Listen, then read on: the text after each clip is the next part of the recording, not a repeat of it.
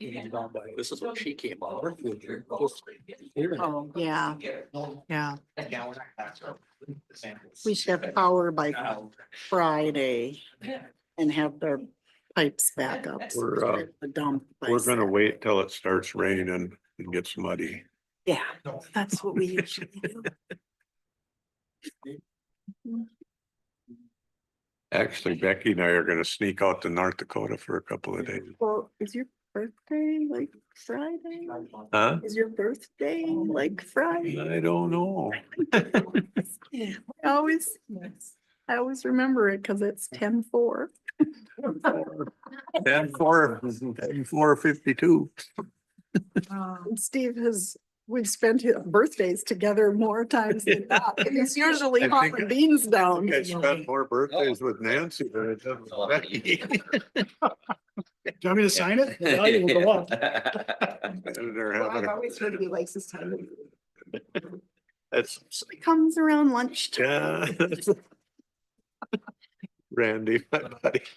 I always, even if we're not having lunch, I always text him where it's gotta wait in line. I'll be back in an hour. We're just about to have lunch. Oh, you.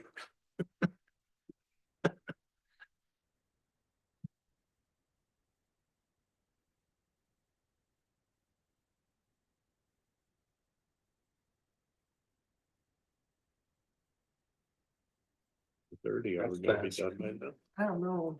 We might not be. I hope so. You didn't know what we were asking each other.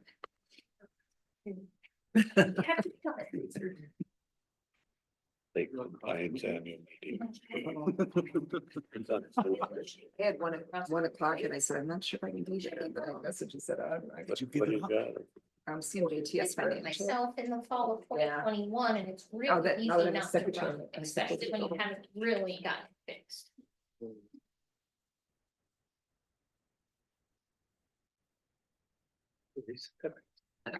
All right.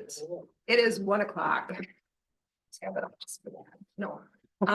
So I want to thank you for coming here. We're going to call the meeting back to order. I'm Terry Logan. I'm one of the Pine County Commissioners on the board chair this year. We're going to do introductions just to make sure that everybody knows each other. So do you want to go next? We'll run the table this way. Does that? All work? right. Steve Holland, County Commissioner from this area.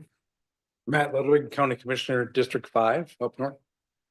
JJ Waldam, Commissioner, District 4. Mike Gainer, Land and Resources Manager. Susan Grill, zoning board. Dirk Nelson, Zoning Board, District 3. Nancy Riss, zoning board, Steve Allen's district. Yeah, so on. Kip Thompson, zoning board. Les Orvis, zoning board. Kelly Shorter, County Treasurer. Police attorney. Dave Minke, County Administrator. Thank you. We are going to start with a presentation by Kelly. Sure, thank you. I'll pull this over. Okay, that's the other thing is we really need to be able to speak into our mics so that everybody online can hear us. So if you're going to speak, grab a microphone. We have to share, but make sure that you do talk into the microphone, please. All right, perfect. Thank you, Madam Chair. So before you today, I have a presentation. It's very similar. It's similar but different to the presentation that I gave to the zoning board last Thursday. So some of this you guys have seen, some of it you haven't seen, and it's new to the county commissioners. So we just wanted to start out with just an overview basis of zoning and what is zoning. So zoning is a legislative activity that's authorized in Minnesota statutes. Its purpose is to protect the health and welfare of the public, the health, safety, and welfare of the public. So as we talk about zoning, it's always good to think back to why are we authorized to even do this? Zoning regulations must also be reasonable and related to the comprehensive plan. So if you all remember back in 2016 to 2018 timeframe, we went through an update to the comprehensive plan. And so as we make zoning regulations and make zoning decisions as the zoning board does, it's always need to be tied back to the comprehensive plan. And then just zoning in general divides properties into districts, so different types of uses, agricultural districts, residential type districts, commercial type districts, that type of thing. And within those districts, it identifies permitted uses, conditional uses, and interim uses. So sometimes it will say you can do this in this district, but you need a conditional use permit, which that means coming before the zoning board and having a public hearing testimony for, against, and then these folks deciding if it's a reasonable conditional use permit and then putting conditions on that permit, such as like hours of operation and those types of things. An interim use permit is exactly a conditional use permit, but it has an end date. The conditional use permit runs with the property, where the interim use permit has, whether it's at the transfer of the property, whether it's a certain amount of time. Each district has area standards, so like lot size standards typically, and has setbacks. Some have height limits, parking requirements, those types of things. So as we start to talk about what do we want this zoning for cannabis to look like, it's just important to think back to this slide, because whatever we do needs to tie back to these types of things. In Pine County, our zoning is different, I would say, than a lot of counties across the state. So we do shoreline zoning, and we do shoreline zoning in all townships except for the 3 that are listed there. Those 3 have approved DNR shoreline ordinances, and they take care of it themselves. We do it also in the cities of Denham and Carrick, because they've opted into county zoning, but so that's the shoreline zoning, and shoreline zoning is a requirement of the state of Minnesota. So Pine County is required to have shoreline zoning. So that's an important thing to remember as we work through this is, what are we required to do? Because we've always kind of looked at, do we have to do this? Do we not have to do this? So shoreline zoning is one of those things that the state of Minnesota says you're doing it. And then we also, back in 2020, after a comprehensive plan, we adopted a county zoning ordinance. Our county zoning ordinance was very different than county zoning ordinances across the state, though, in that our county zoning ordinance allowed this opt-in idea. So rather than most counties, they have a county zoning ordinance and it just covers the entire county. And if a township wants to do it on their own, they can, as long as their ordinance is as strict or more restrictive than the counties. But in Pine County, we have this opt-in model, and we have just those 4 townships that have opted into county zoning, and those 3 small cities that have opted into county zoning. And so at this point, it's not hugely taken, it hasn't really taken huge roots, but I think for those entities that we are operating in, I think it's been a relief for them to not have to worry about the zoning piece. It's also important to note that because our county zoning ordinance is an opt-in model, it allows some townships to just choose not to have any zoning. So we do have 4 townships in the county that don't have any zoning. So you can see them listed there. And so those, unless it's shoreline, there's no permits or anything needed for people to do things in those. So as we talk about cannabis zoning and what we want it to look like, that's something to keep in mind, is that we have 4 townships that have nothing outside of the shoreline right now. And stop me if you have questions. The cannabis regulatory process. So we have the Office of Cannabis Management, or OCM. We'll probably refer to it more as OCM today because it's less of a mouthful. So they're responsible for licensing cannabis business and ensuring conformance of Minnesota state statutes. And so that's an important thing to remember, is that their job is to license all of these businesses, not just certain ones, all of them. And they have a very robust process that they are going through to grant those licenses. Us as local government, our responsibilities or things that we can do within the statutes says that we may require registration. If registration is required, we have to conduct compliance checks, which we have already done that a couple months ago. We adopted that registration ordinance, which really applies to those retail type businesses. So that registration that isn't like a license or anything, that's purely a registration, so we can say, you know, we are allowing 3 in the county, or we have those buffers within the ordinance too, from schools and daycares and those types of things. So that was the only thing in the registration ordinance.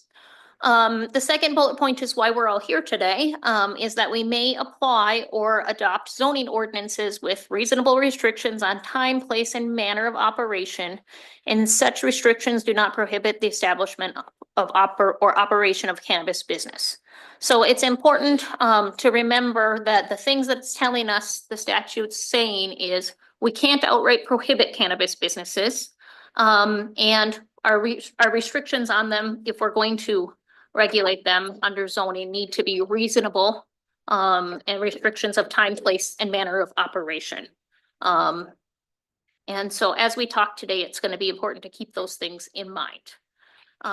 When OCM is going through their licensing process, part of that process is for them to reach out to the zoning authority and ask if the property complies or does not comply with local zoning. And so this is the piece that I know I feel a little bit of urgency behind, because, you know, Jen, we've got the social equity licenses going out, the rest of the licenses coming shortly thereafter. And so we will be presented from OCM a yes or no, does this comply? And my answer at this point is I have no idea. And so if you don't respond in those 30 days, then it's just assumed that it's good. We wanted to review a little bit of the cannabis activities, because we hear all of these different pieces of the cannabis businesses. And so we took this, or Dave kind of edited this a little bit from the local government guide from OCM. And so one of the cannabis activities, and probably the one that we likely are going to talk the most about today, is cultivation. And you'll notice the next column, it says license type, because there are several different types of licenses that allow cultivation. And then, you know, of course, we've got the description of what that actually means.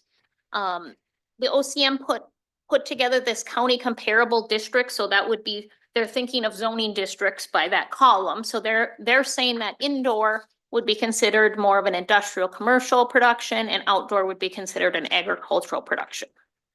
And then the next column over is those local considerations. So kind of those things to think about: time, place, manner of operation type things. So there are things that they said would be good to review within your ordinance.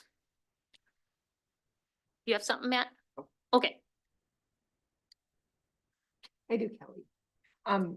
So on the local considerations, I better practice what I preach.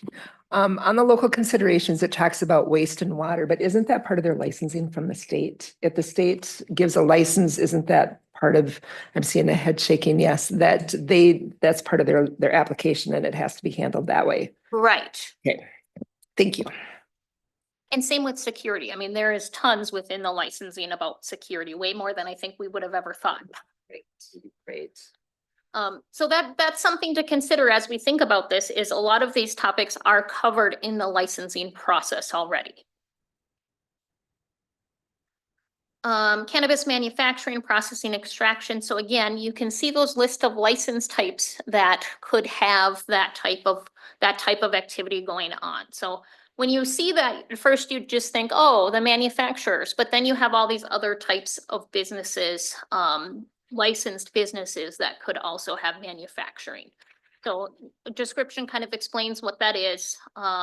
It notes that a county comparable district that at least the OCM was putting forward wasn't the industrial areas. And again, local considerations for those types of businesses. But these were just suggestions that OCM had put together for us to just think about. Wholesale. So again, wholesale is has a whole bunch of different licenses that could apply for, could work in that wholesale activity type. And again, they're saying it more of an industrial type use and just local considerations, that transportation piece. Can I ask you one more question? quick? Yeah, Can we get a copy of your slides? yeah. Well, I think they're on the website already too. We can get a copy to anyone who wants it, but they are Yeah. posted on the website. If you go to today's meeting date and click the More tab for October 1st, there'll be a copy of the slides. And one thing, The time. No, I knew you were taking it, but I wanted to see. no, Yeah. he was taking pictures of you, Terry. Can I see it? No. One thing to note with wholesale, that wholesale is one thing that our draft ordinance that our zoning board subcommittee put together does not address currently. And so it's just something to know as we work through whatever we are going to end up with. Is our draft right now does not have any consideration of wholesale. Cannabis retail, I feel the most comfortable in this space, maybe because we already have our business ordinance that really applies to retail. But again, there's several different types of licenses that would have that same activity, the retail activity. And it notes that county comparable districts are the retail district. You know, for us, that's more of a commercial district. And then other local considerations it notes is like the micro businesses, for example. They're an interesting thing because they're a combination of lots of them all in one. And same with like meso businesses. So our cannabis zoning decisions that hopefully we will make some headway on is what jurisdictions do we want to cover within zoning of cannabis businesses? So do we want to cover all of Pine County? Do we want to only cover townships that want us to cover them? Do we want to just continue with only those that have county zoning? How do we want to do that? The current draft is kind of an opt-in model, very similar to our county zoning ordinance that allows townships and cities to say, we want to fall under your ordinance is the draft currently. We need to go back to those activities that we talked about on these slides and decide which of those activities would we be okay in what zones or what districts. So we've got agricultural districts, we've got residential districts, commercial districts. What of these activities do we want in what districts? And then what performance standards? So performance standards are those things that are within the ordinance that are just going to be kind of a template, boilerplate requirements of these businesses, whether that is like odor requirements or extra setbacks or whatever it might be. And so again, a lot of those things are already addressed. So that's kind of those local considerations. A lot of those things are addressed in the licensing process, but if we have something further we wanted to do, or if we want some of those things in our conditional use permits, we could, assuming it would be a conditional use, we could add those in. Right in the ordinance so that people know upfront, if you're going to operate, these are the things you need to do. So the first question we need to answer is what jurisdictions to cover. So traditionally in Pine County, our ordinances have been very minimal restrictions. And if a city or township wants to be more strict, then they've had their own ordinance in the past. And like when we adopted that county zoning ordinance, we had a couple townships that said, oh, we put a lot of work into this and we're really excited on opting in, but it's not strict enough for us. It's not what we were looking for. And so then they have their own zoning. And so that's just a historical fact of what Pine County has done in the past. There's very few places within our ordinances, even our state required ordinances, such as the shoreland ordinance and the septic ordinance, that were more strict than what the state requires. Our current draft that you have in front of you today, it automatically covers those cities and townships that are in county zoning. And then, as I mentioned, it allows that opt-in feature for cities and townships that want Pine County to do their cannabis zoning. And in that conversation, I just bring up this sheet because this is the sheet that we use when someone calls us and says, what permit do I need for whatever this is? we have to go to this sheet, and sometimes if they're building a house, we have to tell them, well, you have to call the township for the house, but then you're gonna go through us for the septic permit, and make sure you call the state electrical inspector, and, we give them these whole lists of places to call, based on this sheet. So should we do it the opt-in model, we are going to have to add another column to this sheet, which just adds a layer of complexity. I know we get calls from a lot of businesses that say, I don't want to call all these people. Like, can't I just get my permits from you? And no. And so some businesses, it's really a deterrent when we tell them, well, here's the people you have to call for your permits. And then make sure you do, call us too and get all of this done. Because there's so many different layers of the permitting. So that's something to keep in mind as we talk about what jurisdictions do we want to cover.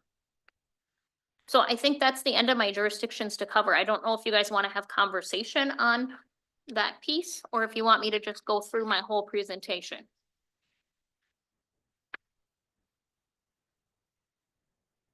I'd kind of like to hear the whole presentation. Okay. Yeah. I can keep going then. So what districts or what zones? So again, remember, we've got within ordinances, it separates land on a map and says, this is the agricultural area, or this is the residential area, or this is the commercial area. So in our current draft right now, it says that indoor cultivation can only occur in districts that allow only commercial/industrial type uses. What's that draft on? Our ordinance? Right, so that's this one, yep, It's this one, Matt. yeah. But I didn't see that. Yeah, so and it's 2.1.1 in the draft ordinance.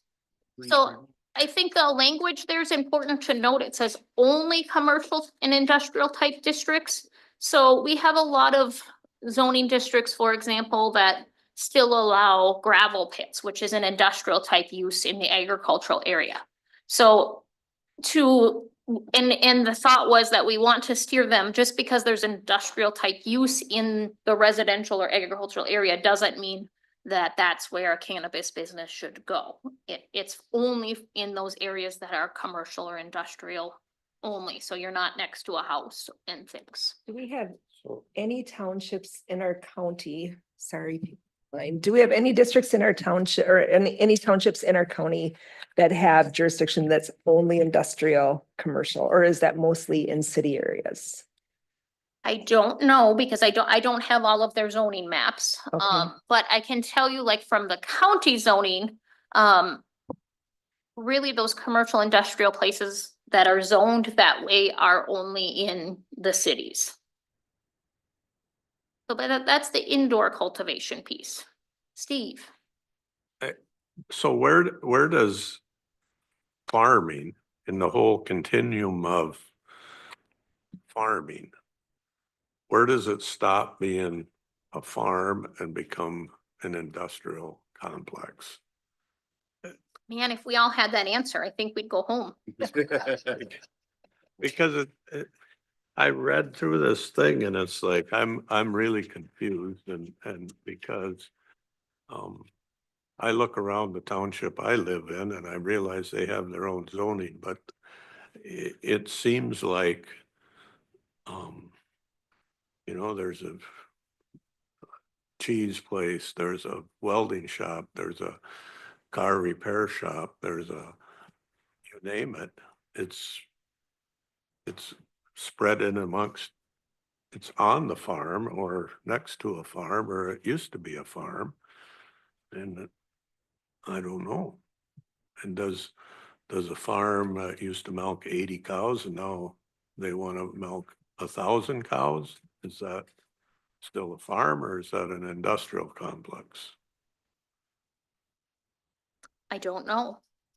That's where I get confused about the whole thing about saying it has to be in an industrial thing, because next week when somebody wants to put up a turkey barn with 50,000 turkeys, is that a turkey barn Yeah, or is that a good point. what is it? Right. It's kind of where I am too. where you guys get to make the decisions. And the outdoor cultivation, our subcommittee did feel good about allowing that in the agricultural district because, you know, it's being done outdoors. There's no artificial lighting type grow lights and things like that. So the committee felt like it would be okay for that to be in the agricultural areas, the outdoor cultivation. So we split those things apart in this ordinance. I was reading some of the state laws and one of them was industrial hemp is an agricultural product and should be zoned as such. But hemp is different. That's okay, true. Thank you. Thank you. Cannabis manufacturer, so again, we are only allowing that in districts that are only commercial industrial type uses. And so that's very similar to that indoor cultivation. It's going to steer it to those, you know, those industrial park type areas. And cannabis retail, it's in those districts that allow only commercial type uses. So, I mean, I think I use downtown Pine City as my example of, you know, that's a downtown that's owned for businesses. And so that would be where those things would go to. So again, that's what's in the current draft, but it's just a draft. So if there's something that wants to change or with all of it to change, we can change it.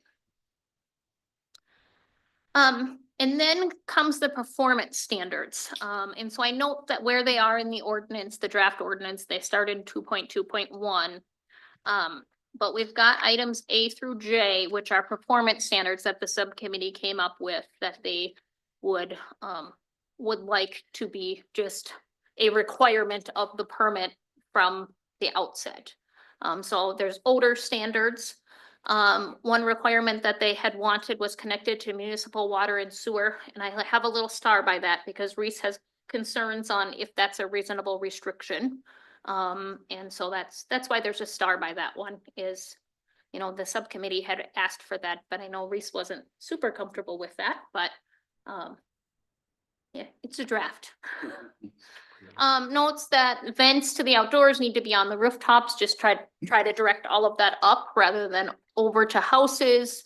The lights have to be shielded during dark time hours, security lights. It notes about wastewater. It requires some water reclamation. It requires for the indoor cultivations, it requires a performance bond. So there was a concern that, you know, these properties would be built up. They'd have all of this infrastructure built, all these chemicals left behind, and then it shuts down. And then we end up dealing with the mess afterwards, and it could be very costly afterwards. So right now in the ordinance, it's a $250,000 performance bond. I heard from the zoning board last week that they thought that was way too low, but it was a number to throw in there. Discusses waste disposal because there are parts of, for example, the plants that are unused. So we want to make sure that those are dealt with properly. And then it just notes about signs on the property. Outdoor cultivation has a little bit less. So there was a requirement in this, which is different, that it would, if there's a house on a neighboring property, that the cultivation activities have to occur 500 feet or more away from that house, just to try to give that buffer. And it notes about the odor because drying, aging type activities do still happen on these properties. So notes odor requirements when those processes are happening. It requires a rainwater collection system, a stormwater plan, because we could have runoff and things that we want to make sure that we're dealing with. Notes no outdoor grow lighting, has security lighting requirements, waste disposal, and again, signs. Manufacturer, so the list gets a little bit shorter as we go on. So manufacturer, just odor, the vents, the outdoors have to be on the rooftops, the security lights, they need to be shielded and aged downward. And then discusses wastewater, waste disposal, and then again, signs. And then our last one is retail, and retail was a little bit easy because we already have our license that about the retail registration, that there's requirements in that. So the retail performance standards are just literally the buffer requirements that are already established in the cannabis business ordinance, so I note them there, which are those setbacks. And then the other thing that it put into place was a parking requirement if it's a new build property. So not if I'm repurposing an existing building, but if I'm building a brand new building, there needs to be off-street parking for the employees and customers. So that was the performance standards. Steve? I've got a question about the odor. I didn't see, what's the standard for odor? Is it my nose, your nose?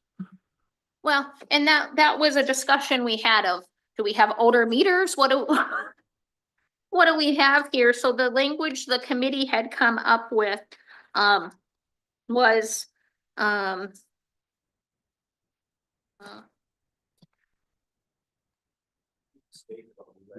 right, the state does cover that. In the language that the committee had come up with was produces an objectionable odor beyond the property line of the facility that is the source of the odor. All premises shall be equipped with odor control filtration and ventilation systems based on current industry specific best control technologies and best management practices. So it was left kind of squishy. Because of course, whatever technology there is today may not be the same technology in the future. But like Skip mentioned, a lot of that is addressed within the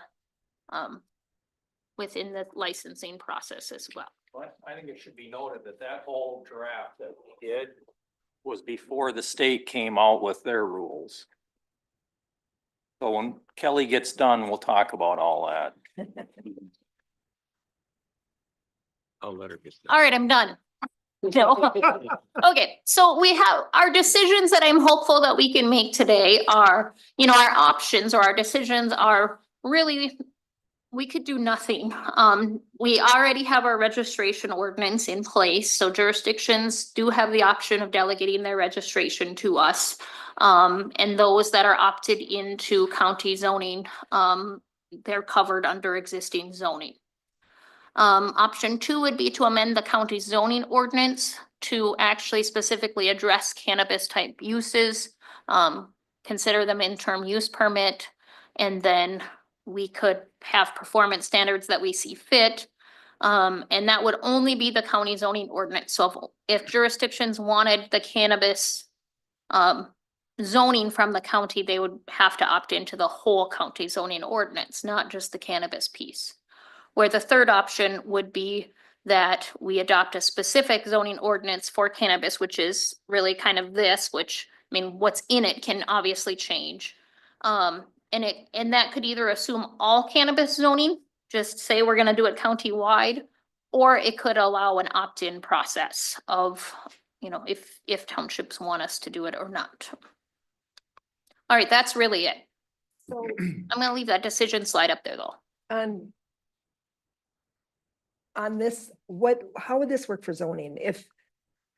This is kind of a hard question and I get that, but so if we went with all county zoning that everybody would we would take it over, we'd have to hire more people, correct?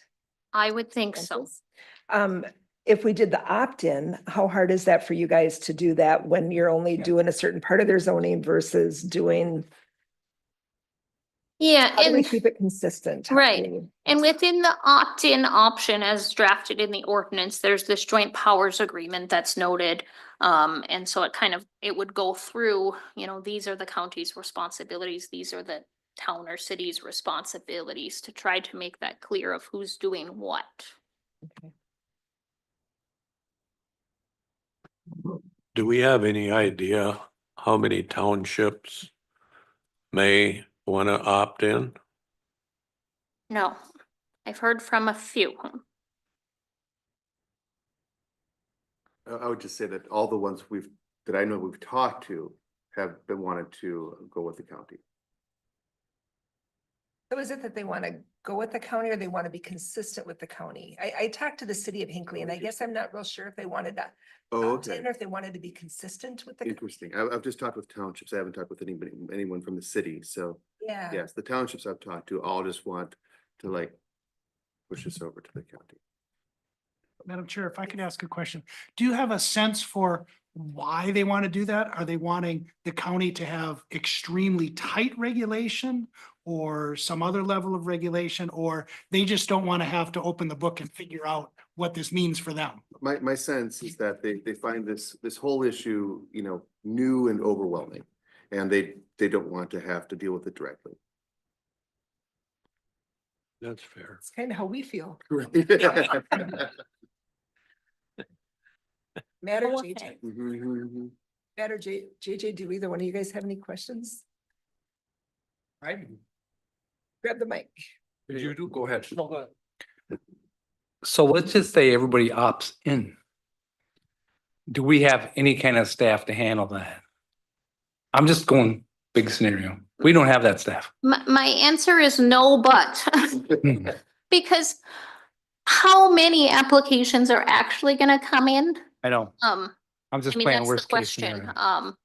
And so it'd be hard to know, but, I mean, it's kind of a scary thing in my world, because do I have the staff to do it? I don't think so, but yet maybe it's only gonna be the two applications that come in and then we're done. Yeah, and the other thing I think about is, like Steve was touching on, we should, if we're zoning, we should just be zoning buildings and size and whatever, that, just like we do with everything else, water, whatever the impact. What goes in there, I don't know if that's our call, as long as it's legal. Do you know what I'm saying? we Like, do because s- we don't like something, Right, we it's not do a zone reason. uses though. You know, that's one of the foundations of zoning, is saying what type of use can go where. Yeah, right. And just on the amount of work required is, Just trying to make restock. is gonna be driven by what the ordinance requires. So if the ordinance has virtually no requirements, then it's easier than if everything requires an interim use permit with multiple pages of review, right? So when you're thinking in terms of workload, what you put into the ordinance is gonna drive that. I think, Matt, if I understood your question right, if we basically say, if you have a building, we don't care what, if you're growing flowers in there, It has to be a potatoes, legal or crop, yeah. a legal crop.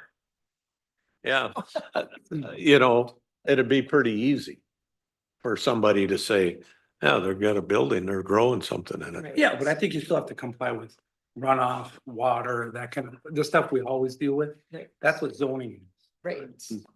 What I'm really commenting is, some people believe in marijuana, some people don't like marijuana, it's like anything else.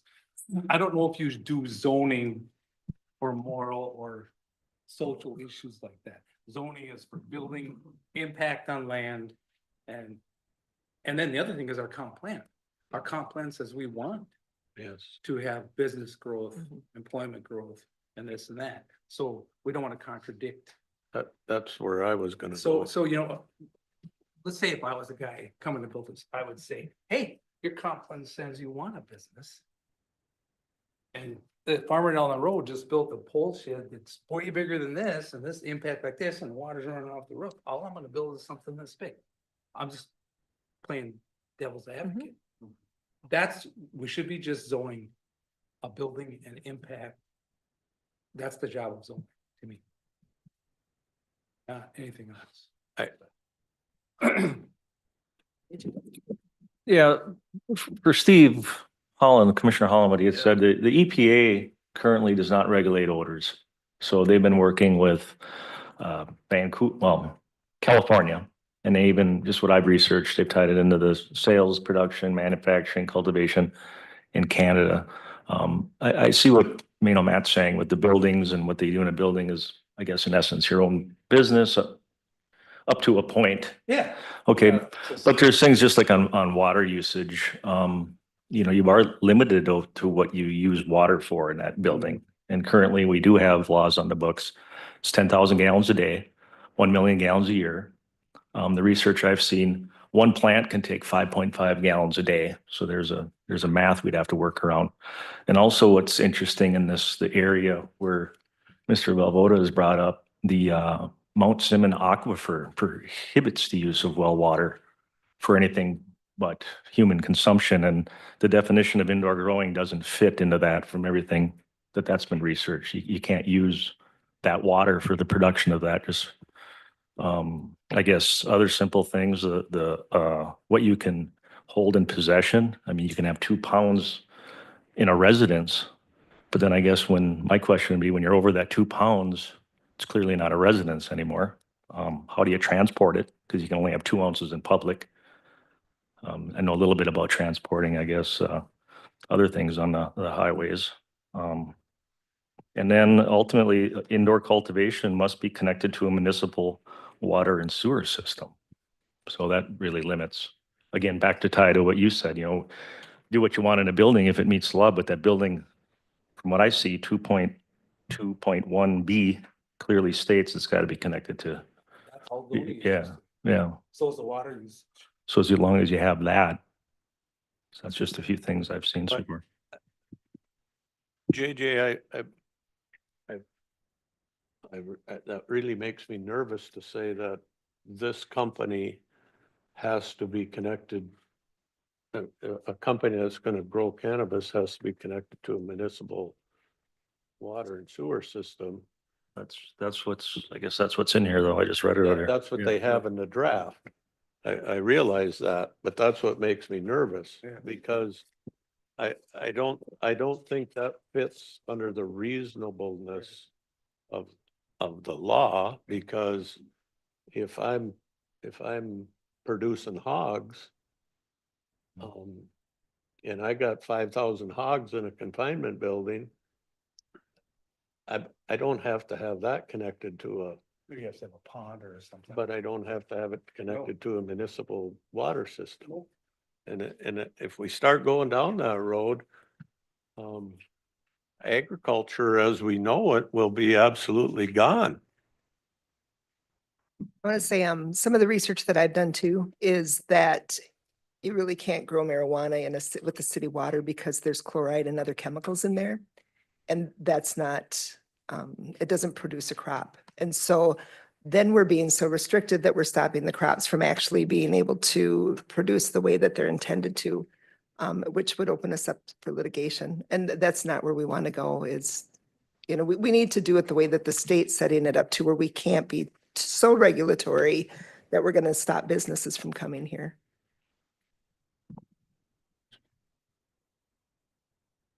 Okay, Ms. Chair, can I talk for Yes, a little bit? please, you got the mic, you're good. I'm ready. So again, back to when our group originally sat down and went through and came up with all this, none of this information was out for us. So we were focused on what everybody was telling us. We were gonna have the super Walmarts growing 365 days a year, growing it in water, and they were gonna use all this water. That's clearly not what the state of Minnesota has intended. Now, I have not found it in the law anywhere, but everybody keeps throwing out 30,000 square feet is the max license you can get. I'm not going to be the first one to say that's true. That's what everybody's saying, but I have not read that anywhere. So let's just assume that they're correct and it's 30,000 square feet. The way the state defines a building, indoor or outdoor, I think Pine County needs to change that. I would like to see us zone a permanent structure that is insulated. Once a building's insulated, it's year-round production. Then we could break it down. Are they going to grow it in median or are they going to grow it hydroponically in water? If they're using hydroponic water, it's going to take a ton of water. I firmly believe that needs to be on city sewer water. But what we're seeing last week from the people behind us that are applying They're not 365-day-a-year growers. They're growing it in a greenhouse slash whatever you want to call it. It's not insulated. If they are growing outside and they are growing in a median, I think it was coconut shells. So the water use in that type of facility is dramatically less than hydroponically growing. And they said that when they plant it outdoors, so it's totally outdoors now, they use drip irrigation. Again, minimal water usage. So I think we need to look at zoning it as the type of the building. Again, if it's a fully 365-day-a-year facility, that's one set of rules. And I believe that needs to be in a city. But if you're going to have greenhouses, less than 30,000 square feet, that's less than an acre. You could have those all over out in the countryside and nobody's ever going to know it. They're not going to use a lot of water if they're not doing it hydroponically. So we need to talk about how they're going to do it, and maybe hydroponically is the way that we restrict it or make it less. For the people that are just going to cultivate it outdoors, in our growing season, I believe they're only going to get one crop. The people in the greenhouses are probably going to get two crops because they can start earlier and go later in the fall. So I think the whole zoning thing, we need to define the buildings, the water usage, and I've read the thing. These people have to turn in everything that goes in, fertilizers. They even have to turn in the utility bill for the amount of power they use. And I don't know if that's monthly or quarterly or annually, I don't know, but they have to turn that in. So I would like to go one step further, and I would like to monitor the water. Not that I am worried about the water, but it's public perception. 2 years down the road, we got 3 growers and we're tracking how much water they use every month. We know if something changes and nobody knows about it. The other thing I found fascinating is with everything the state's got in there, there's really not a whole lot we can do. And their licenses are renewed every single year. There was, I think, 3 pages on how to turn people in for doing stuff that you don't think is legal. So I really think if we look at the type of buildings, the type of how they're going to grow, whether it's hydroponic or dirt or a combination or whatever, I think it's going to be a very much simpler way to look at it. But when they say indoor, outdoor, to me, that's not fair because I don't put these people in an indoor facility when they're not heating year round and growing year round. I don't consider a greenhouse a year round structure. So I don't think we should use that as a year round or a permanent structure in zoning either. Madam Chair. Yes, So I agree. It's pretty easy to monitor. use your mic. Pretty easy to monitor by putting a meter going in if they're cheap. So that's pretty simple. On the outdoor grows, is there a fence requirement? I can't remember if I read that. Security and everything. So how, is it double or high or what is it? 6 foot. And it's gotta be a security fence, can't be it's 6 feet, has to have coverage over it, Yeah. and it has to be a security fence. For now. So may I Yes. just, as far as the type of building, from what I was reading, it was more determined by the light requirements. So if it was all indoor lighting, it was considered an indoor growing facility. If it was multiple outdoor and indoor, then that they considered that more of an ag, and then outdoor was ag. So it was not so much insulation, but how much light was it, both exterior and interior light, then that was more of an ag, or like a greenhouse. Then that's how the state classified it at this point. Right, I totally agree, but the problem in my mind is I can't regulate somebody growing cannabis in a greenhouse because of the lights versus the next door neighbor that's growing vegetables and selling them on the street corner and uses lights. That's why I want to get into the insulated permanent building 365. That's a whole different business model than somebody growing in a greenhouse. And I could be wrong. I mean, you guys can all say I'm wrong and do something different. But I'm just trying to compare local people that I personally know that are growing in a greenhouse, what they do. And I don't want to treat these people any different.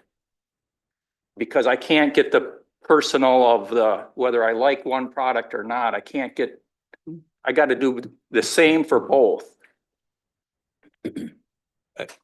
Madam Chair, that's where I'm coming from, Skip. I have a neighbor for 15 years that's growing something in a side of a pole shed. Flowers, I believe. And his lights come on in the spring and they grow into the fall, and then in the winter they go someplace, But I don't want to see him shut down. He's not, I don't know how he's watered them. Never been in the facility. Well, the only reason the only reason I think we need to monitor water is public perception. And if these growers are already required by law to tell the state how much electric they use, a simple water meter that we can follow, it's not that we're gonna be the water meter bandits. It's just so we have a track record, and if somebody starts making a complaint, we've got a record of saying, well, this is normal, or this is excessive. I don't think that's too much to ask, and I don't think the growers would object to letting us know every month how much water they used. Or quarterly or something. Well, something. Something simple.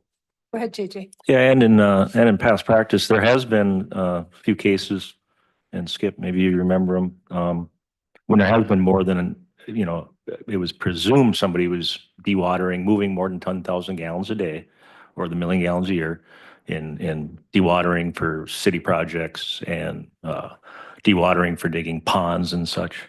That triggered the SWCD and BWSR to get involved. And I guess I don't see any of their input on any of this either, but I see exactly your point there, Skip. Can I say something? Please. With the thing I've struggled with over last 13 months of cannabis is the water usage. And I've gone to a few local farmers, and one grows hemp. He's been growing hemp for a number of years. And they put out a table that a 1 inch of rain over 40 acres equals how much water a plant will take. And when I keep hearing this 5 and 6 gallons a day, I've read nothing through the Office of Cannabis Management or the state of Minnesota to tell me that. And maybe I'm not reading the wrong paper, but I don't want to read the wrong paper either. I don't want to read the hearsay and the whatnot. So that 5 and 6 gallons a day, when a cow drinks 8 gallons a day, how much does a corn stalk take? How much does a bean field take? How much does a turnip field take? And that's where I have my big problems. I keep looking forward to this, and the state of Minnesota right now does not deem this as ag. And I've read nothing to say that it is or it isn't or it could be and it might be. In February next year, it's probably going to change. We're going along month by month here trying to dictate what's right and how we're going to do it on speculation of what we've trying to get done. So the water usage to me is huge. And if we have someone willing to work with us, and that's, I think the business that are going at it right now are pretty positive with that. I think that's a good way to look at it. I like Skip's idea of the water usage meter because that tells facts, not fiction. And I think we need to move forward with that. And what was said by Matt is, are we regulating a business? Or are we regulating what? You know, if you go into looking at the bars and the liquor stores and whatnot, they're regulated pretty much the same way. So why is this going to be regulated so much different when the outcome's going to be the same way? And I have trouble with that, and it's cost me a lot in my life, a whole lot. So I have trouble with that. I talked with Josh Moore a few times, I wish he was here today, on economic development. That's something that we pretty much require. And I'm not saying I'm for cannabis, against cannabis. I'm not saying I'm for drinking, not drinking, nothing like that. But the business is the business. And that's, I think, what we have to look at. Anything else, I think, is an oversight. You know, and this reasonable restrictions. I've read hundreds and hundreds of pages on reasonable restrictions. And you don't want to get into an opinion. You want to get into facts. And that's the way I see it. You know, I've wished everybody that's going out to grow good luck because it's a business and this is no different than, I just lost the word, bringing back alcohol. It's no different, prohibition. It's no different. It's the same thing starting over. The uncertainties are out there. We all know it. But if we're not looking at two sides, we're not looking at it right. I talked with the Martins, pretty sincere on this, and I apologize to them because they have the right to do what they want to. And we can't dictate that by a business that just because we don't like it. You know, I've been reading cannabis so long, I should be a user. So, thank you. Yes. I don't wanna beat the water thing, you know, to death, but I don't have to think of very long ago when the potato thing happened up in the counties, you know, north and west of us. The wells went dry all around there because the farms got so big. I don't think we're gonna get to that extreme, but it's the point that I want to make. So I think it's reasonable as far as our, if we're gonna comply with statute, to just meter water. Because it's so cheap. A meter is not expensive. It's a reasonable thing to put on a line coming out of the well. You know, just to the house or whatever, or the building. So. Well, I called one of my neighbors, if they live within 5 miles of your house, when you live up here, they're a neighbor, right? Am I right? So I called one of my neighbors who's been growing hemp for a few years and said, why? You know, and her answers were pretty cool. I did not know that it's better for your soil than any of the other crops that you can put in the ground. It refurbishes your soil. And I did not know that it clarifies your air more than a forest, which to me was kind of, I had no clue. But I also really didn't have a clue that I have 2 hemp growers in my district because you don't know about them. They're very quiet. They're very, they're probably in more rural areas, you know, I'll say that. But I didn't know that they were there. I would have never known if somebody hadn't told me. So it isn't, so you had brought that up too, that you had talked to somebody. It's interesting because I think we'd get into the stigma that this is horrible and I wouldn't want it next to my house and all of that. But at the same time, we do need the businesses and we do want people to flourish and we do want, so yeah, I agree. I think doing the water, I don't know if monthly is too much to ask, maybe quarterly to turn in your monthly reports. Quarterly for the person who's going to. Exactly. I was thinking of our staff. Yeah, I think that that's a lot. But even if they gave us their monthly reports on a quarterly basis, we would have that where we could show. But I think that that's important because water is a big issue. We are afraid that our wells are going to go dry. That is a sincere fear. But yeah. So does Roger Nelson have to have a water meter on his feedlot? I don't know. He's got 1,000 head of cattle on feed every day of the year. I'm pretty sure Roger Nelson can tell you how much manure he pumps I- every year. Have you seen his manure management plan? It's I a 3-ring binder about know that Roger thick. quite well. I mean, he's done his research, but I don't It's know. inspected just like everybody else. Is it, we don't ask that of a farmer, but we're asking that of somebody else with a business. I think that's what he's getting at. Yeah. Yeah, it was not a personal comment, but it was, if we're not gonna ask me how much water I use for my cattle, am I gonna ask? Well, my answer to that would be, these are brand new businesses just starting today. Everybody else is probably grandfathered in. And I guess if the county wants to start asking everybody to check their water, I guess we can go down that road. You're getting a You know. bit down there. For that. All I looked at, folks, was 111 pages of what the state requires. The only thing they didn't require was how much water they were using. And so I thought, okay, that's a simple thing to get the public to settle down about how much water we're gonna use. Because I don't think they're gonna use anywhere near the water I that don't people are either. talking about. Go ahead, Nancy. I was just gonna comment on Skip's about the water usage and being grandfathered in most farms. Today, that 50,000 turkey barn that's gonna go up, water is definitely going to be in their permitting. Yeah.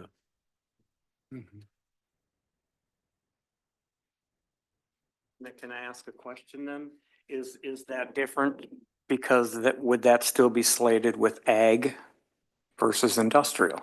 That's what we talked about earlier. You know, you bring in 50,000 turkeys. Is it ag? Or is 30,000 square foot building of cannabis ag?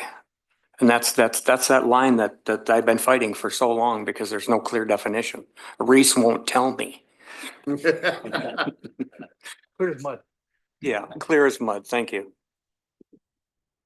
One other thing I'd like to point out that was a big question for me was this 30,000 square feet, and everybody hears about the big marijuana companies in other states coming in and buying up everything.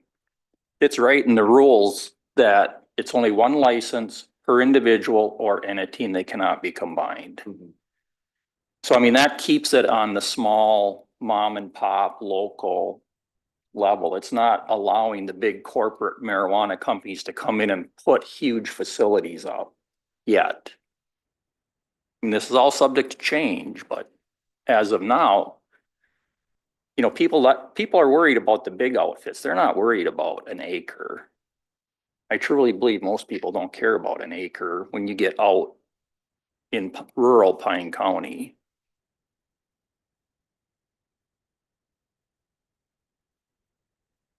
I'm looking at it solely from regulating it reasonably. Like the state says, you can do reasonable regulations. That's all I'm looking at. Yep. I'm on that boat.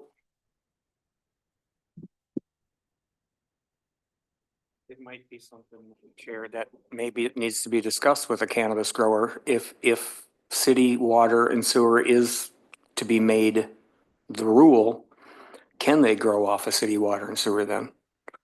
Because if there's chloride in there and they're saying that's not work, that's something I've never looked at. So is that something in this ordinance that's gonna go through to mandate that? Where does the water come from then? If they can't use that, if no, we make them go into an industrial park. For that purpose. Yep, yep. So, thank you. I think that's unreasonable. Please change.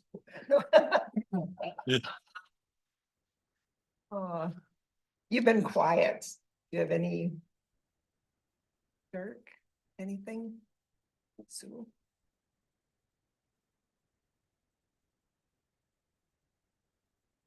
I really appreciate the fact that you had stated that this was all done prior to the law coming out, because that does make a huge difference, and just acknowledging that. I think, I got one other question about the reasonableness. please, I call it a surety bond. $250,000.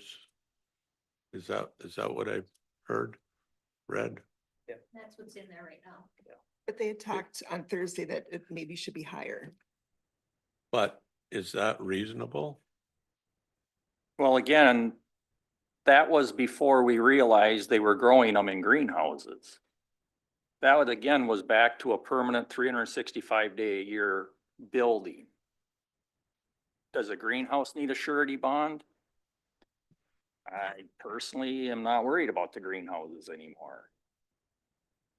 But I That's am where I'm worried. coming from, Skip, because I think as we look at all other businesses related to ag, I don't know that most people that start spraying their own crops need to plunk down $250,000 to the township or the county to start mixing chemicals on their farm. I mean, that would be, in my mind, unreasonable. But we take it that they have to have a license to do those chemicals, which is the same thing that the cannabis has to have a license from the state to Right. do their production. So, yeah. Yeah. So they know the safe handling of the chemicals, Right, or they can't buy it. right. Madam Chair, with the chemicals, when I talked with Martin's Tomatoes a little bit and Joe Zappa a little bit, and there's nothing on paper to prove this, but it's the same basic chemicals that grew tomatoes. You're looking at something for flies and jiggers or something like that. It's the same basic. It's nothing different than a farmer going out and spraying weeds for beans.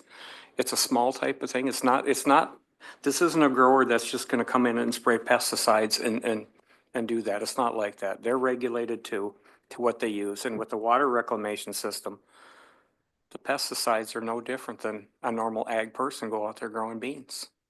So I find that kind of hard to understand there.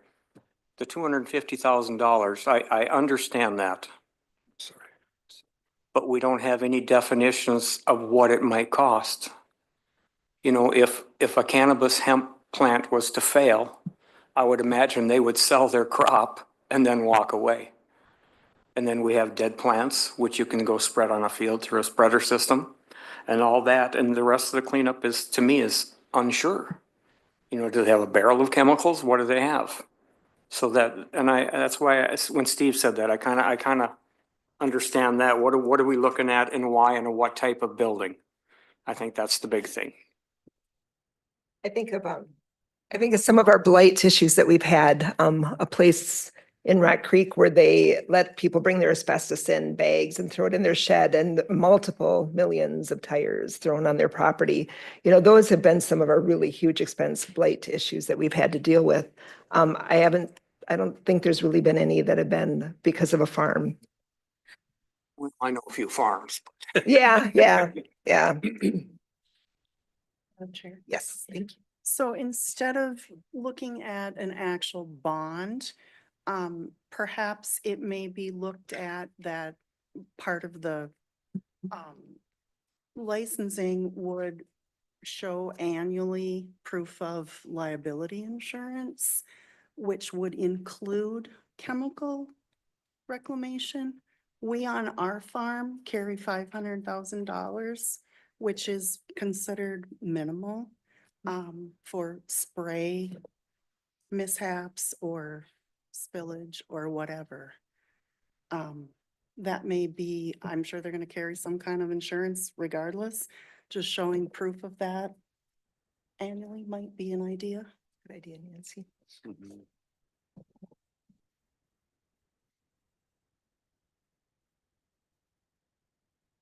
Where do we want to go from here? Any thoughts? Home? Steve.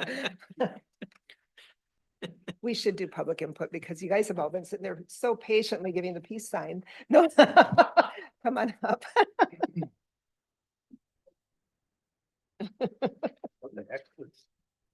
Oh, yeah, let's do, 3 or 5. People need to be out of here by 3:30. So Bio break? 5 minutes? let's start with 5, yeah. Oh, I thought you said final break, 5 minutes. I'm like, good. Dang. Sorry. No problem. Well, good afternoon, Madam Chair and the board, members of the board. My name is Trent Cannonberg. I am a co-founder and CEO of 19 Pines, formerly Little Cannies. And I'm here today as a small business, small Minnesota-based farmer seeking your support as we move forward with the development of our local cannabis regulations. I'd like to share a bit of my personal story and explain why this issue is so important, not only for me, but for our community. Earlier this year, I was diagnosed with a rare form of cancer. It makes it incredibly difficult for me to maintain my weight. I lose my appetite. I feel nauseous. Prescription medications haven't worked, but cannabis has. It has literally saved my life by stimulating my appetite and allowing me to maintain a healthy weight, all without relying on pharmaceuticals. It's given me hope and it's given me a quality of life I didn't think would be possible with my diagnosis. Now I want to try to help provide the same type of relief for other members within our community. Farming is in my blood. For the past 15 years, I have managed over 1,000 acres of farmland, working closely with multiple different operators to promote good stewardship and ensure our land was sustainably farmed. Unfortunately, just prior to my diagnosis, my family made the really gut-wrenching decision to sell all the farmland. But farming is what I know and I love, and it's what I continue to do. Starting a small cannabis farm is my way to carry on my family's farming legacy while contributing to the community's health and wellness. We are facing a significant challenge. In Minnesota, the first round of social equity cannabis licensing, 56% of the applicants came from out-of-state operators. Are they being considered? Are they being considered? Absolutely. There is no discrimination against out-of-state operators. They're also known as multi-state operators, or commonly referred to as MSOs. This is not a secret within the industry. They are everywhere and you cannot stop them. All right. As a small Minnesota-based startup, this is very concerning to me. I urge the county to ensure that any process or policies developed do not create insurmountable barriers for local farmers like myself who want to stay in this industry and contribute to our local economy. Cannabis is already the most heavily regulated crop in the United States. Additional local regulations could make it nearly impossible for small farmers like myself to succeed. I ask that you would avoid overburdening us with unnecessary red tape that would only benefit large out-of-state corporations. We need to keep these opportunities within our state and our community. Things like the performance bond, city water and sewer, odor. All of these are huge burdens. Finally, I want you to know that I'm not just asking your support, I'm actually offering mine as well. I'm committed to being a resource for this county and its residents. I'm happy to provide free education, consultation, and support for anyone interested in learning more about the grow operation, ensuring that we are transparent and beneficial to the community. So please, I urge you to support local farmers like me as you make these decisions. And when the time comes for the state to decide who gets licensed, I ask that you advocate for local businesses and make sure we have a fair shot at contributing to this growing industry. Thank you for your time and your consideration.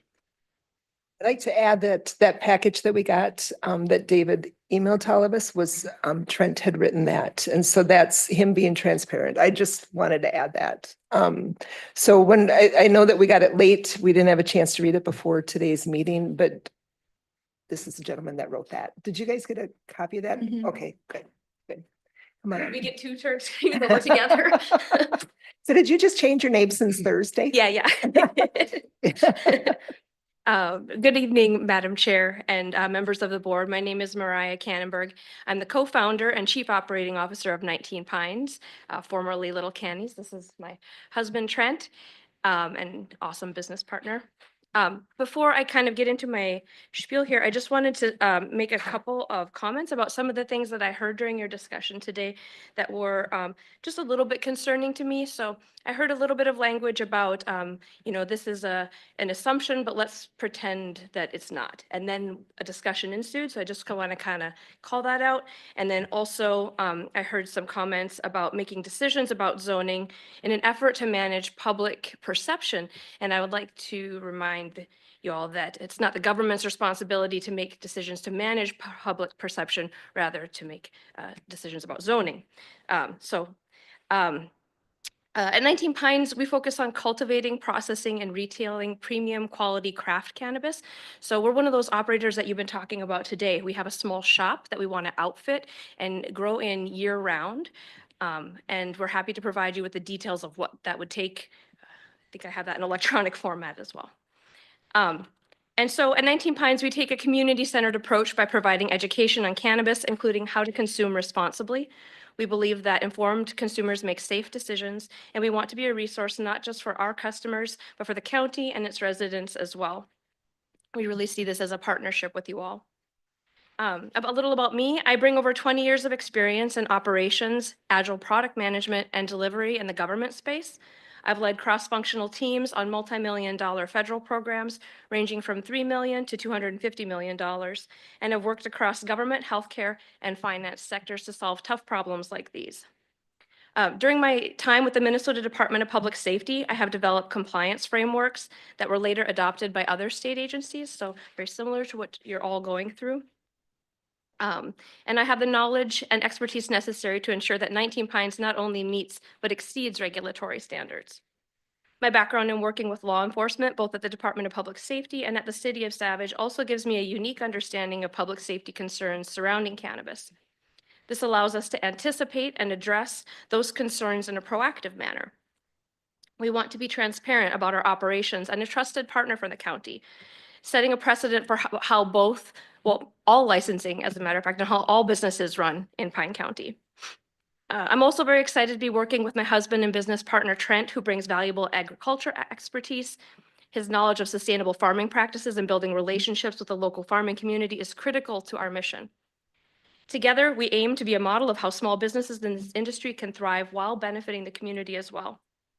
Today, we brought a guidebook with us that Madam Chair has referenced as well for you all. And then at the previous Pine County Board, Zoning Board meeting, we also provided the package that we submitted to the state, and I'd be happy to provide that to you as well. It outlines all of the rules and guidelines that we have to follow to get licensed at the state. So finally, we're just asking for your support also at a state level when it comes time for licensing, when you get that phone call for us. We want to help shape the future of the industry in a way that benefits local communities and small businesses. And we would appreciate your advocacy in ensuring that we, as a Minnesota-based business, have a fair shot at these opportunities. So thank you for your time and consideration today. We look forward to working with you and being a trusted partner in safe and responsible cannabis industry for Pine County. Can I ask you a question? Sure. Okay, so one of the things that they had talked about was if you were going to have yours indoors, Yes. how would you feel about having the extra insurance that Nancy was talking about, or I take it it's gonna be insulated and all of that? Yes. Yep. Okay. Yep. Yep. Yeah. Okay. Gonna be growing outdoors at all too, or just indoors? We may consider in the future, if things go well, to expand a little bit. We're just gonna kind of stick with that craft feel, like you go to Sapsuckers, right? We just kind of want that nice home feeling in the country where you're coming. I'm sorry, what was your question?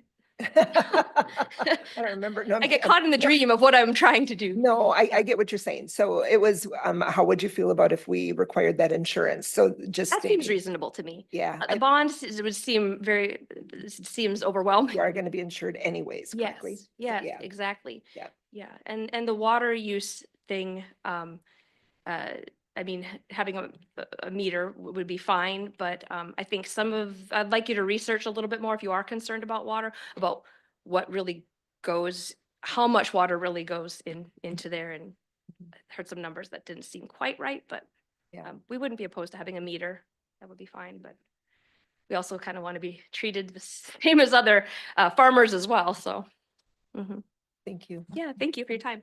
There's a lot of variability associated with creation of cannabis. So there's a lot of extremes that you'll hear, 5.5 gallons of plant per plant per day, all the way down to 1/4 of a gallon. So there's extremes. There's a lot of type of soil or medium are you using?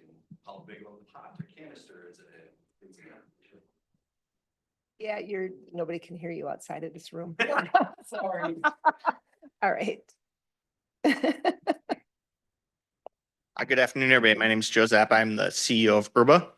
We're the referenced business that's in the process of acquiring the Martins facility, the greenhouse facility.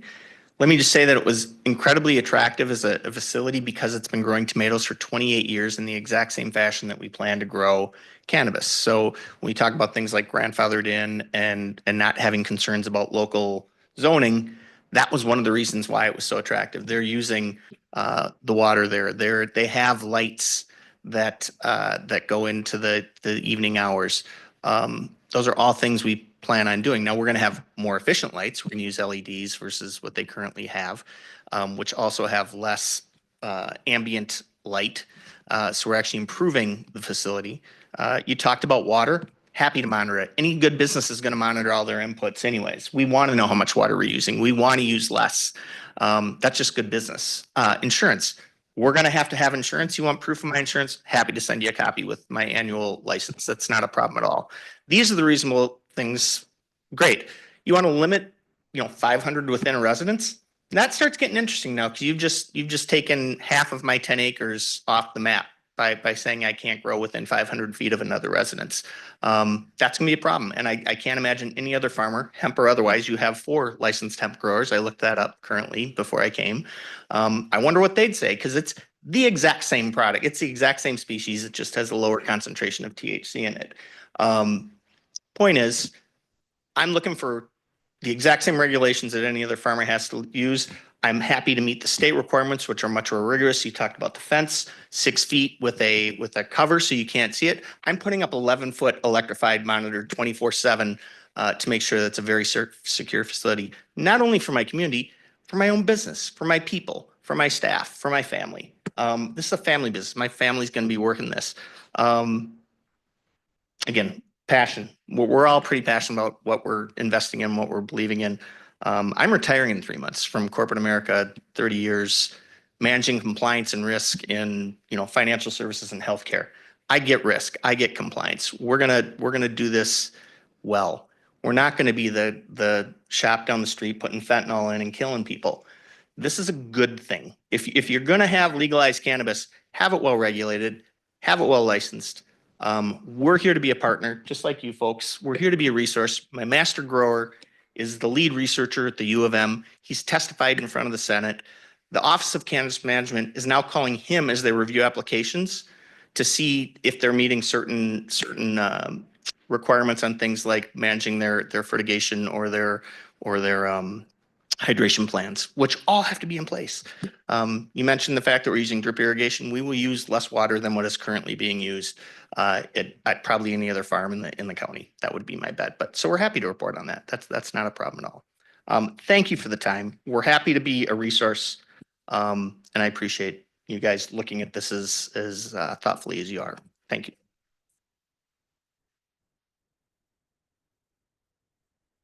Come on up.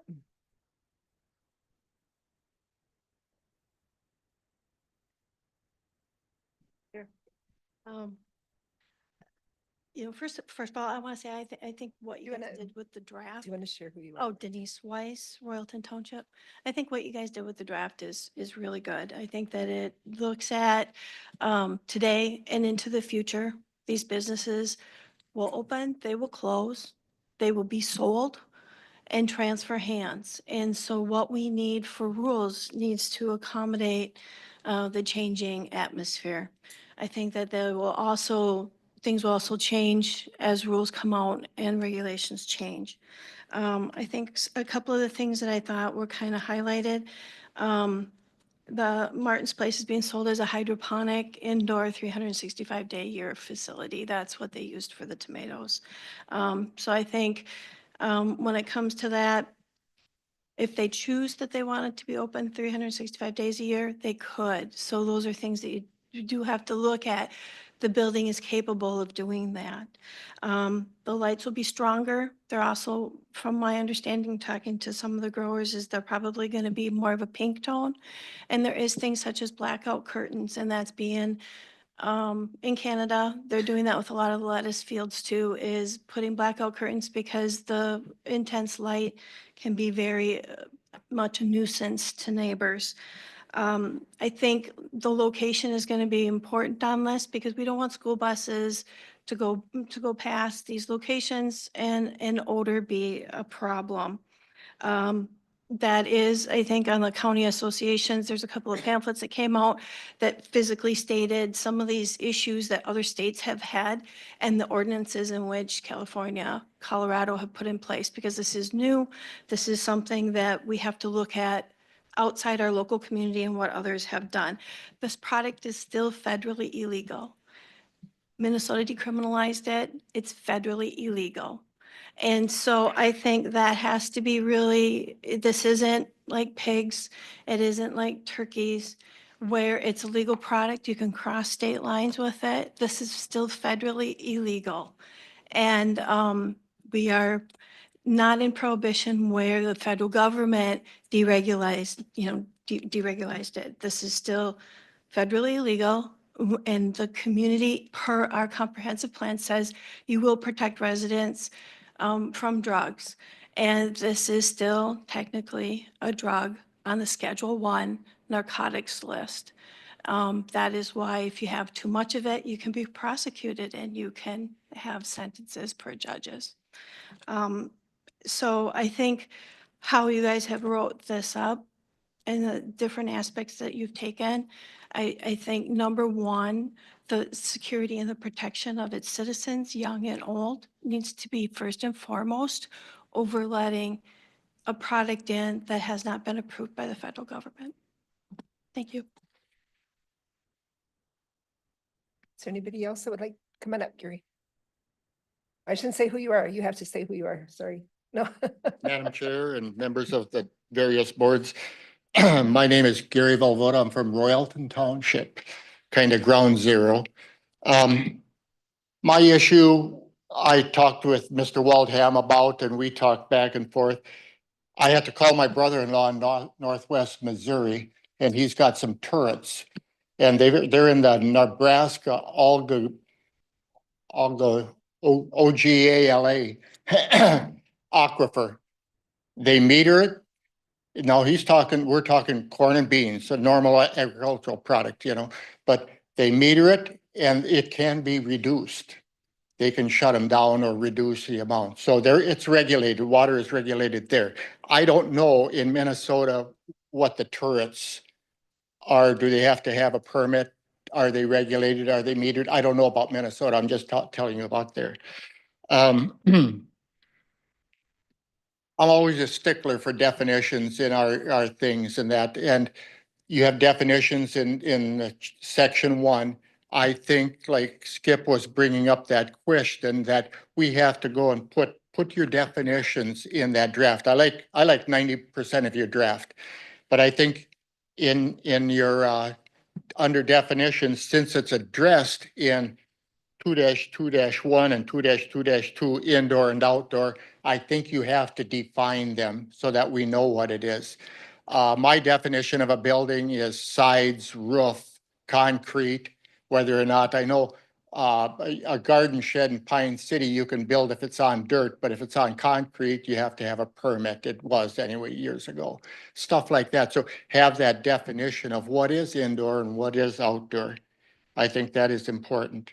And then I had to bring back, come back to the comprehensive plan in Pine County. You do have the word drugs there, and it's still the one that bothers me a little bit. And that's all I've got to say. Any questions? Anybody else that would like to speak today? Dirk, I thought you were going to talk. No. Can I ask one question? Patrice. Patrice DeGray, Royalton Township. Thank you all. Thank you, Madam Chair. You addressed everything pretty much about cultivating. You didn't talk about manufacturing at all. And I do like your whole draft, other than the definitions.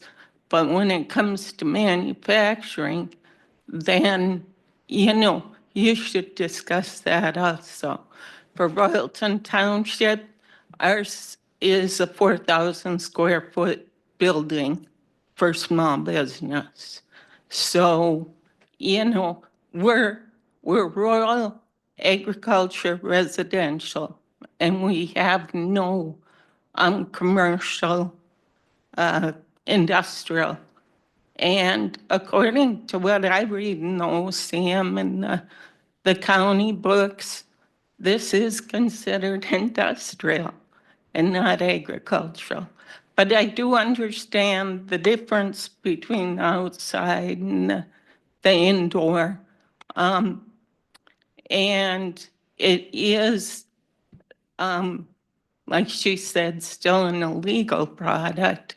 But the indoor, I think, still is anything undercover. And I believe that's kind of what the law says. I may be wrong about that. But undercover, what does that mean? Does it mean a building? Does it mean greenhouses? I don't know what the state considers it. That's Reese tell us. But I like your draft for our township. And I understand the townships can opt in and opt out. And, so whether we opt in, I don't know. If we don't, then I'm not sure what'll happen. few houses will be sold, including ours. I just want to mention that you both have mentioned that this is federally illegal. Unfortunately, it's not in the state of Minnesota for you. For other people, it's fortunately. But in Minnesota, it is legal. And this is why we're here today. So Can I just make one follow-up comment? Because I was, my, you didn't use all your time, go for it. it's just really quick too. So by definition, in the state rules that have just come out July 31st, an outdoor mixed light facility means a hoop house, greenhouse, or other structure with non-rigid walls. So to Gary, your point, non-rigid. In whole or that utilizes natural light in whole or in part for the cultivation. Again, that's why the Martins facility was so attractive to me, because it's exactly that. They're hoop houses. They're soft-sided hoop houses with lights. Again, the lighting is at the exact center of my 45-acre property, so not a whole lot of impact on neighbors. They'll see a glow, sure, but it's not shining into their light windows or bothering their presence. So just want to make sure we covered off that. As for year-round grow, Tom hasn't grown year-round. I don't think, maybe 2 out of the 28 years, I think he's tried to grow year-round, and it's just not efficient to heat. We expect we're going to hopefully try and get 10 months growing. So you know, March to October or November really would really, December and January are going to be off the table pretty much. As I mentioned last week, I'm going to be like every other farmer and go down to Florida for a month and hang out, keep it warm. Point is, think of the Martins facility. We want to use it the exact same way it's been being used. And again, that feels reasonable to me. If we go beyond that, yeah, come talk. Let's make sure we work together. Thank you. Thanks. Steve. I don't know if anybody can, I'm hooked on the odor thing. And some of you that remember when they had the alfalfa plant in Graston, is that what it smells like? Are we talking that kind of odor? Are we talking more odor than that? Does anybody know? I remember those days, 1970, and it's, Yeah. you know, because they were cooking it or. Yeah. Oh, yeah, Gary, you need to go to the mic. I'm sorry. Thank you, Dave. But I heard, not personal experience, I heard this when it's growing, it's got kind of a skunky smell. I don't know that for a fact. I don't either. No. I don't know what kind of odor we're talking about. If Yep, it's, yep. But as far as the light, and I live within a mile of his place across the river, when Martins were going, I couldn't see the North Star. That they had a bright light going all the time, and they've been shut down 2 years now. Yeah. Yep. Now it's okay, but I mean, I live in a rural area. We're concerned about light. East Central now, when they put up security lights, street lights or whatever, they're the kind that only shine down. They're not shining around. We're worried about light, and I don't like those lights. But I look out my north window that faces north, and I see this glow over there, especially if it's cloudy. And it's bothersome. I live in the country because I don't want to see streetlights. I've got a switch on my yard light, you know. And just to your point, and what you brought up, Madam Chair, was the supremacy clause of the Constitution says this Constitution is, the federal laws are supreme. The state went against. I brought that up before too, you know. It grates a bit, again, just because Minnesota done it and a bunch of others, they did that, 150 years ago when they seceded two different states, not a good deal. Yeah, there's anybody in this room that would argue with you on that? No, I know. And like I say, it's a problem. You have to come to the mic this time, Trent. Pardon me? You have to come to the mic this time. I'm on. May I address the question about odor? I think that's the question that you had asked. You're welcome to come over to my house. I have 3 plants that are in flower right now for personal use. I'm within Minnesota law, obviously. You're welcome to come over. You will step foot in my house, you won't smell them. You'll be 10 feet away from them and you will not smell them. I have good air filtration. I use carbon filters and I use them responsibly so I don't have to smell them. Now, if you take them out of the room, you're gonna smell them. So with the appropriate equipment, you can limit, not eliminate, but you can limit the amount of smell.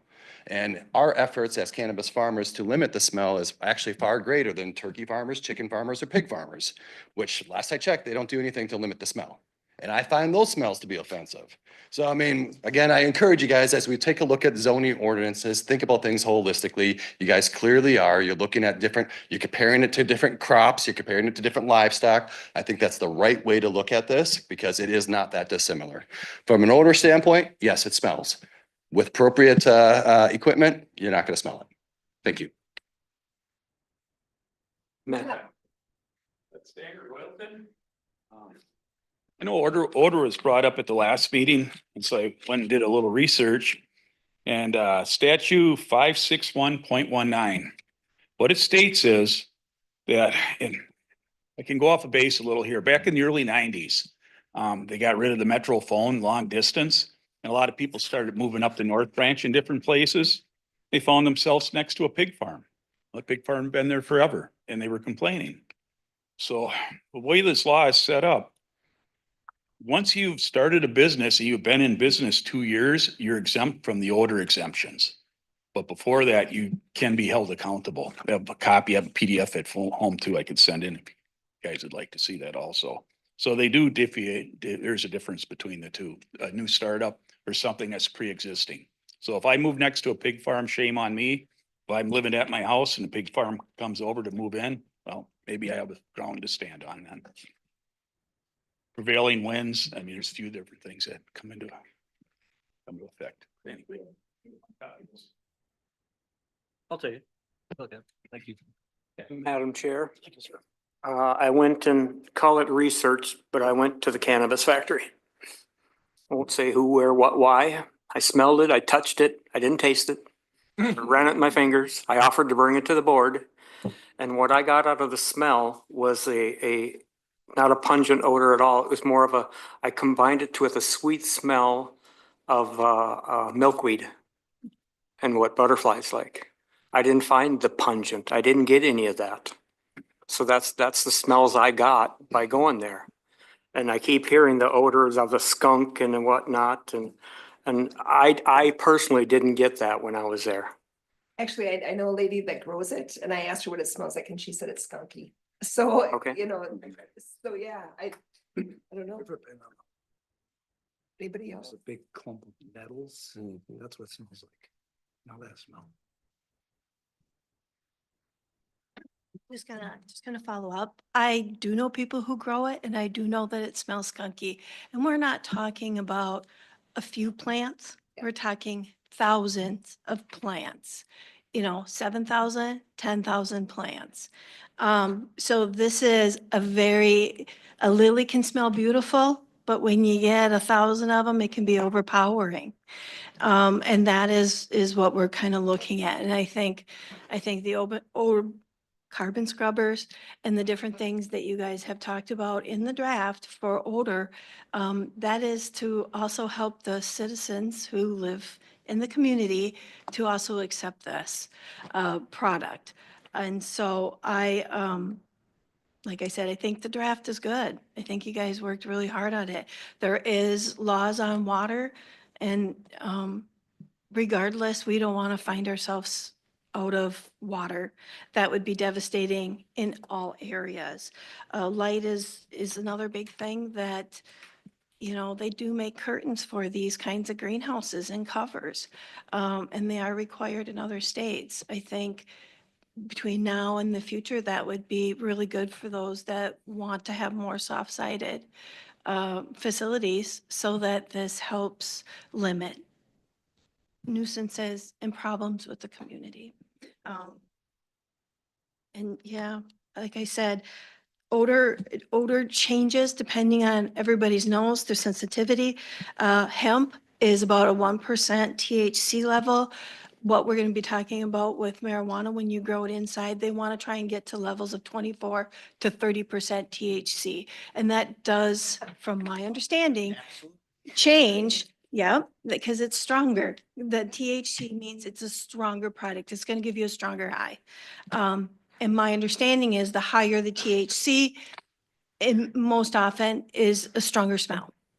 So those are things, well, So that's what I was guess what- told. This is So maybe not very kind, but what I got out of that was, if you grow a lot of lilies, it's gonna be overwhelming. So I think that takes us to what Steve had said is, are we gonna start looking at everything that everybody wants to plant or grow and say that you need to have, I mean, that's kind of where we're at. We can't be overly regulative. We have to be fair, and we're, trying to listen to both sides and do Mhm. what's right. But I mean, that was the perfect example is we can't say, oh, you're gonna grow 10,000 lilies, so you have to have a different license for that. Do you understand what I'm saying? I hear what you're saying, So but I I think if appreciate in a it. community would also say, hey, we want odor control if that's gonna be a problem. Okay. And so I think that's where I'm going with it, is that, you want order control. And I do know that there's been statements by Mr. Zappa that he doesn't need odor control because he has the leaves on the trees. And that may help May through October, but when they start to fall off, then what do we do? So I think if it's all written out, everybody knows the rules, everybody knows what they need to do. The draft is good. I think you guys worked really hard with the draft. I think the draft is good. Thanks. Thank you. I think we kind of need to be done. I'm number 2 on my, Laura, my sister, Martin, called my daughter who lives in Denver, asked her about the odor. And our daughter said, yeah, I always make sure my windows are rolled up. So it definitely has a smell different than just the city. And we still need to get back to manufacturing because I think if you stick with that part of it, we'll live with it. I think that you're kind of right on that, and we'll talk about that in just a bit, but I think we probably need to include everything so that we can kind of do it once and not for every aspect of this. We've done the retail. Yeah, the one thing that I guess I would like clarity on is the meso businesses and the micro businesses, which we have a proposed micro business. So they include all sorts of kind of different types of activities, right? To your retail, your manufacturing, your cultivation. I can't figure out what box to put you in.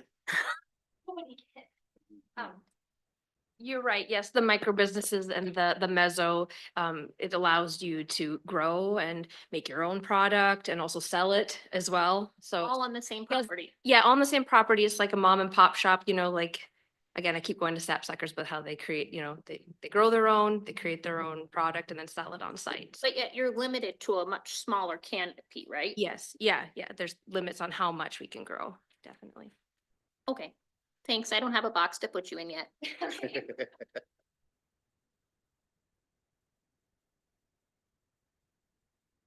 So I'm sure retailers can have up to 5 retail locations. Meso businesses can have up to 3 retail locations. Micro businesses is up to 1. And then it gets into medical, but yeah. So it's. Yeah, which bucket, right? But it's a much smaller operation. So they're in lots of buckets, but they're small. So how would the zoning board feel about going back with this information and re-looking at what you've done and looking at the new laws, what's come out with that and coming up with a new plan? Madam Chair, Please. I'm wondering if, as part of our follow-up as well, we could do a formal outreach to cities and townships and ask them some specific questions about cannabis zoning and what they would want or not want from the county. And I know some have given some feedback, but I think it'd be worth the time to do a formal outreach and maybe the 3 of us could think of some specific questions that would maybe be useful in trying to decide how an ordinance might be drafted or might be finished. I think the zoning board can also do some more work, but Yeah, my concern is townships typically only meet once a month. yeah. And like we're gonna miss some, so just the timing and trying to get the work done, but I think we could get as much feedback as we could get. Yeah, put a timeline on so we can make it work. Right. You have to stay respond within this many days or Yeah, it's just hard because I'm gonna be sending it to the clerks and the clerks aren't decision makers. And they don't open And their they mail a might- lot of times until they're at their meeting. And Well, it I might emailed meet- them now. And they might meet tonight, Yeah, a lot of them. meet first Tuesday. Yeah. Right. Yeah. So we're missing it unless I run back to my office, but Right. Which, and you're right, that would be really helpful to know how they feel and what they'd want. Right, and I think to Mike's earlier comment, we don't know that they want an extremely, limiting ordinance or a lax ordinance. The feedback seems to have been, this is really hard and confusing and new, so somebody else do it, which is not. And I mean, there's no clarity then, when you go back to the last slide that Kelly had, and I don't know if Ryan, if you're quick and you want to plop that back up there, but that really, those are the questions of how do we, as a board, how do you want to proceed? Is there a A, B, or C, door number 1, number 2, or number 3, or some combination? Could I ask a question? So this is from a township perspective. So if a township takes on this responsibility, are they responsible for compliance checks? Are they responsible for registration? well, Sure. you Well- could still delegate your registration to us through the separate ordinance. This is for The this, retail. This is just for zoning, for zoning, that, right? right, that's what I mean. But if we get an egg, cultivation business and the law still says it has to have compliance checks, is that the township that's responsible for that annually? I think that's still the sheriff's Yeah, office. if, So they would do that no matter where? I think if you delegate the registration to the county ordinance says the sheriff's office will do the compliance check. But cultivation, it doesn't register, only retail registers. Yeah. If I might, the state's gonna have some very serious inspections and fines and regulations and their own inspectors, so So the state is gonna handle. they're gonna all have, that? I don't know about your specific zoning, but their own regs, they're gonna have a very rigid enforcement regimen. That's, So- that was my What I had question. read Like, was that we had to. One be- fine, $5,000, $10,000 is not uncommon. We do not, okay, thank you, that's good to know. Yeah, that was my question, because that was a lot of the concerns with townships was who's checking on all this stuff? Yeah, we don't know what we're doing on that, yeah. Well, no, but there is a local requirement. If we do registration, we have a compliance inspection requirement But that's I for think the it's- retail. for the retail. Retail, Yeah. right, Yeah. right. She's and- asking about. Would be the same as cultivation. we would for selling alcohol. Or Yes. tobacco. And the insurance is also a big part of your liquor licenses. So I mean, it would be kind of bringing all that Right, it together. would be very similar.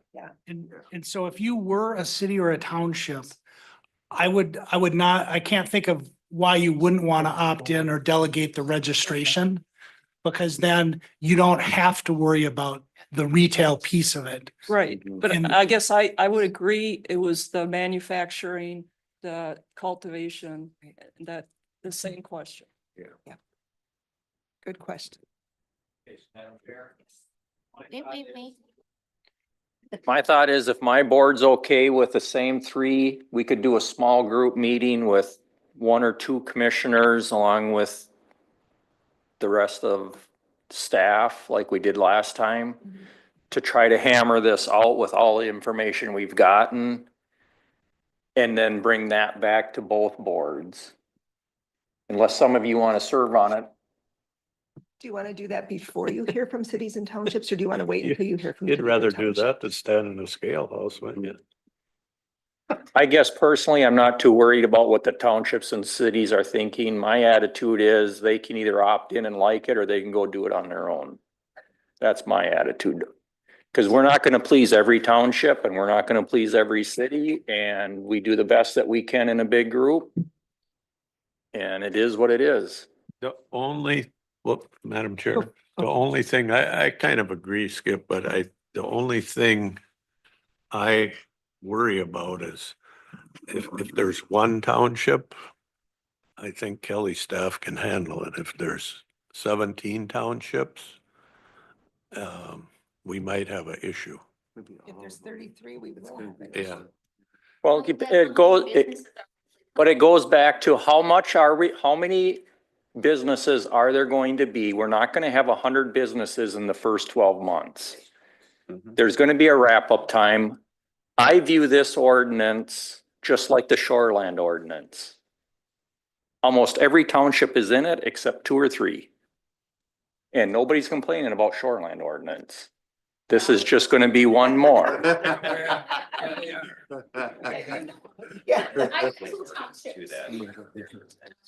Only 3. Ordinance. They can do it on their own. What did you two come up with while you had your heads together? Then you'll have 2 less. Is it all solved? Okay. No, I think there's a mechanical issue of if the county adopts a countywide overlay district, thank you, Madam Chair, that applies to cannabis and jurisdictions can opt in, our ordinance as drafted and presumably as it would be finally adopted relies on the township's underlying zoning districts to determine whether it's ag or residential or commercial, whatever. So there won't be a good fit with that. And it also raises the question of, well, do they then have to go to both, if the township has zoning for non-cannabis and you're building a building that you might use for cannabis, or you do, there's an implementation piece that is very complicated, I think. Yeah, I agree.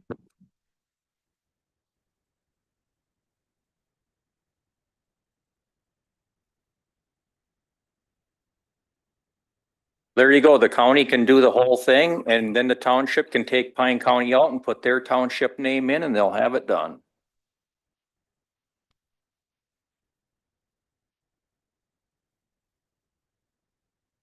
Probably right, Skip. I know I talked to one of our districts and they had stated that they're waiting for us to do it because they believe that everybody should be consistent. I don't understand if they were going to take ours or if they were just going to and sign up with it, or if they were just going to utilize it and say, we need to be consistent across the board. But I think that that's valuable too. Yeah, I know when we did the sewer ordinance, ordinance update in 2014, it covered the entire county. However, there were townships that wanted to do their own still. So I literally had a template where they just filled in their township name. And it was exactly the county ordinance that I handed out and they could fill in their township name. I remember talking with the townships was cost. The cost of getting this done and the cost of not having a personal Reese at their pocket all the time. And that's what I got out of the discussion, to where the townships couldn't handle that. Yeah. So let the county, and that's the last references I got on that. Thoughts done on that end? Mhm. Do they have any thoughts down there? Thoughts are done. Your thoughts are done. No? Okay.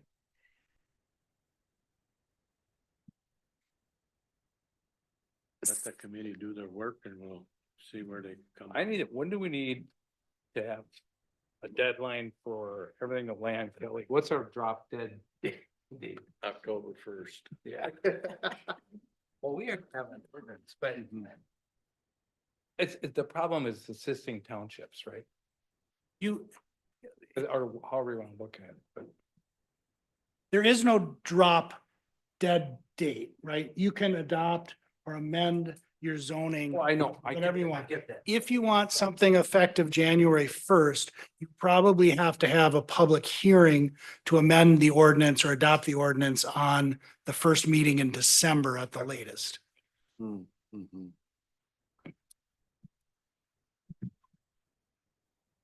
I just get nervous about the social equity piece if we get some of those here and they ask me for zoning, yes or no. And when does that take effect? Well, they had said mid-October, but Right? yeah, they had said mid-October, but who knows? Mid-November. Could be mid-January. Did it start August 1st? Wasn't that like the first date was in August or something like that? We're still taking public comment on that 111-page thing they just put out. Yeah, I I think that date moved, Terry. A long time ago. So, Well, I guess back to the question. You guys good with Sue, me and Les? Yep. I'm good with you guys, you three doing it. Yeah. You pick one or two commissioners and we'll figure out with staff when we can meet. to start working. does anybody, Well, I'm wondering if it should be the commissioners that are are assigned to the zoning board, which would be Matt, and then Terry's the alternate, but you good with that? if we want commissioners involved. I know, Yeah, it'll be dates at work. do that. Okay. Well, I think we need commissioners involved simply so that it's a quicker back and forth. Right. Otherwise you're just playing tag. Yep. Madam Chair, Yes. may I make a We comment? got like 30 seconds. We've been here since like 9. Totally. There was a lot of inaccurate information stated today about cannabis. I've offered before, I've offered in my statement previously, and I'll offer again now. If you want somebody that knows about cannabis to be present in your committee as you're defining zoning ordinances, and we can disambiguate some of the uncertainty about how much water is consumed, et cetera, by all means, feel free to leverage myself. I know Joe would also be willing. Thank you. Thank you. All right, so we have our committee. We will set up a meeting and we will see what we can get done. Okay. Thank you, everybody, for coming. Thank you for your time. Thank you, especially so